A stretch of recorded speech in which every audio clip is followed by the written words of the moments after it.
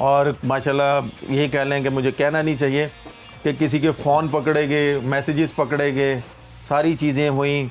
अल्हम्दुलिल्लाह जब मेरे पे आई तो उन्होंने कहा जी मान जाओ, हम तुम्हें 3 महीने 6 महीने करेंगे, फिर हम तुम्हें वापस ले आएंगे। मुझे याद पड़ता है कि जब आप और अहमद शहजाद को ड्रॉप किया गया, पाकिस्तानी क्रिकेट में ना 15 साल का स्पैन हम देखते हैं, उसमें 4 प्लेयर जो कहा जाता था कि पाकिस्तान के वो टैलेंट थे जो शायद इतना सर्व करते हैं पाकिस्तान को कि शायद पास में भी किसी ने नहीं किया था। बैटिंग में आपका और अहमद शहजाद का नाम आता है क्योंकि टैलेंट पे किसी को डाउट नहीं था। बॉलिंग में मोहम्मद आसिफ और मोहम्मद आमिर का नाम आता था कि ये अगर चारों पाकिस्तान, जब चारों का कैरियर स्टार्ट हुआ तो बात ये की जाती थी कि ये शायद पाकिस्तान के लिए सारे रिकॉर्ड बना डालेंगे। बट अनफॉर्चुनेटली हमने देखा कि कुछ, शायद ये आप ज़्यादा बेहतर एक्सप्लेन कर सकते हैं कि कंट्रोवर्सी आप लोगों का साथ ही नहीं छोड़ा। स्पॉट फिक्सिंग आता है, रही सी कैसे 2009 में जो श्रीलंका वाला इंसिडेंट हो गया, उसमें क्रिकेट हमारी बंद होगी, पाकिस्तान में बहुत कम खेले हम। ये आप इसको किस तरह लेते हैं कि ये जो आप चारों का जो कैरियर है एट लार्ज, इसने पाकिस्तान में क्या परफॉर्मेंस होनी थी और कितना नुकसान पहुंचा है जब आप लोग परफॉर्म नहीं कर पाए? कौन रिस्पॉन्सिबल, आप लोग खुद हैं या आपको लगता है सिस्टम ने आपको चलने नहीं दिया? देखें इरफान भाई, यहाँ पे मैं उन तीनों की बात नहीं करूँगा, मैं आपसे सिर्फ और अपनी पाकिस्तान की पूरी आवाम से, और जहाँ पे ये सोनो न्यूज़ देखा जा रहा है, वो जो भी ये लोग देख रहे हैं, मैं उनसे एक सवाल करता हूँ, क्या मैंने ऐसी गलती कर दी थी जो कि इन्होंने मुझे आगे रखा? अगर मैंने गलती की होती तो मैं अपनी चीज़ों को डिफेंड ना कर रहा होता। ठीक है जी, सिंपल सी बात है कि भाई मुझे परफॉर्मेंस की वजह से बाहर नहीं निकाला गया। मुझे या तो मुझे कोई एक ऐसी चीज़ बता दें कि भाई मैंने डिसिप्लिन की खिलाफ वर्जी की हो, मैं बस में लेट आया हूँ, मैंने कोई समझ लें कि जो टीम ने मुझे बोला हो कि भाई ग्राउंड में एज ए हेड कोच ने या कप्तान ने मुझे बोला हो कि भाई तुमने ये जाके करना है, ये तुम्हारा प्लान है, इस तरह तुमने अपनी इनिंग्स बिल्ड करनी है, तो मैं अगर उसके अगेंस्ट मैंने किया हो ना, तो फिर आप मुझे बोलें कि यार उमर तुमने अपने साथ ज्यादती की है। मेरा तो एवी फजूल में नाम किसी के साथ अटैच कर देते हैं। अगर मैंने किया है, जैसे मैंने अपने कितने शोज में मैंने बोला है कि यार अगर मैंने किया तो भाई दुनिया के सामने भी तो लेके आओ। किसी के कहने पे या किसी ने नहीं देखा तो आप बातों बातों में मेरा नाम किसी के साथ अटैच क्यों कर रहे हो जी? आप क्रिकेट पे मेरे साथ बात करो, मेरी पर्सनल लाइफ को क्यों आप डैमेज कर रहे हो यार? नहीं, उस टाइम पे अगर हम बात करते हैं ना PSL की, तो जब आपकी, चले आपके वाले से बात करते, शर्जील था, मोहम्मद इरफान था, if I am not wrong Nawaz था शायद, ये सारों को थोड़ा थोड़ा फाइन हुआ या थोड़ा टाइम के बाद आगे, क्या रीज़न बनी कि उमर अकमल को नहीं आने दिया गया? देखिए मैं यहाँ पे, आपने सबके नाम ले लिए, अभी तो आपने बड़े नाम नहीं लिए, बहुत उस वक्त बहुत से प्लेयर पकड़े गए थे और प्रूव भी हुआ था। किसी को 3 महीने का बैन हुआ जी, इस तरह ही है, किसी को 6 महीने का बैन, हाँ जी, किसी को 9 महीने का हुआ, किसी को फाइन हुआ।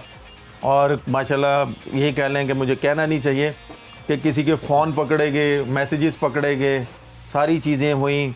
अल्हम्दुलिल्लाह जब मेरे पे आई तो उन्होंने कहा जी मान जाओ, हम तुम्हें 3 महीने 6 महीने करेंगे, फिर हम तुम्हें वापस ले आएंगे। तो मैंने कहा मैं ये कैसे मान लूँ? हाँ, जो चीज़ की नहीं कैसे मान? मैंने कहा मैंने एक चीज़ की ही नहीं है, मैं कैसे मान लूँ? मैंने कहा अगर आपके पास कोई प्रूफ है आप मुझे दिखा दें, पूरी दुनिया को दिखाएं, मैं माफ़ी मांगूंगा, मैं क्रिकेट छोड़ दूंगा, मेरे पे लाइफ बैन लगाएं। मैं ये नहीं कह रहा मुझे 3 महीने या 6 महीने बैन करें, मेरे पे लाइफ बैन लगा दें। अब उन्होंने मुझे दिखाया क्या कि जी ये पिक्चर, मैंने कहा मुझे ख्वाब तो नहीं आना कि भाई ये मैच फिक्सर है या कुछ है।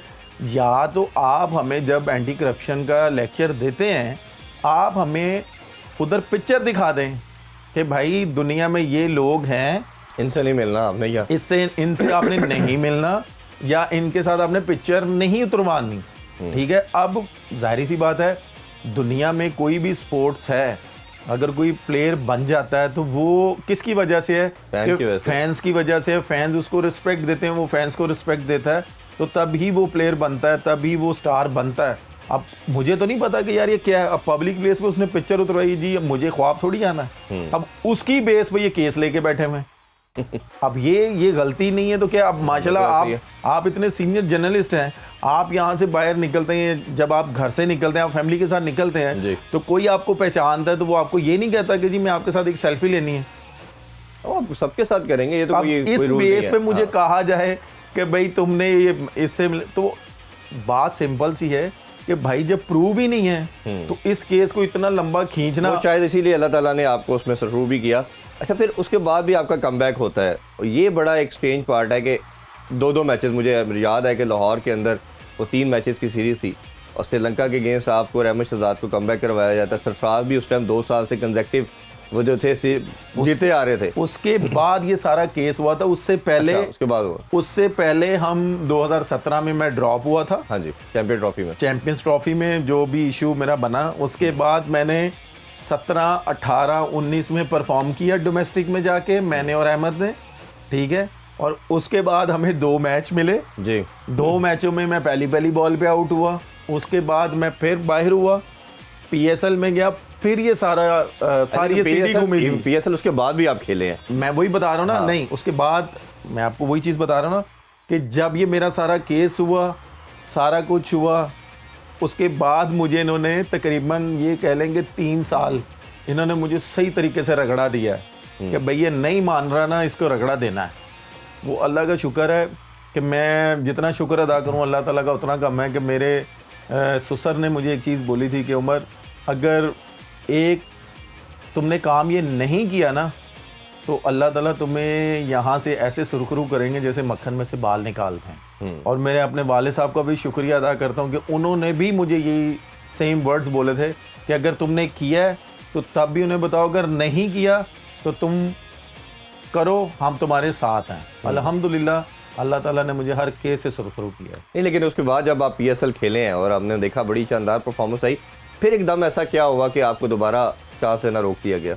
मैं आपको यही चीज़ कह रहा हूँ ना कि देखें, मोहसिन नकवी साहब क्रिकेट बहुत अच्छी करवाना चाह रहे हैं, प्लेयरों को बहुत अच्छी सहूलतें देना चाह रहे हैं। जो उनके इर्द गिर्द लोग हैं ना, वो बिल्कुल ठीक नहीं है।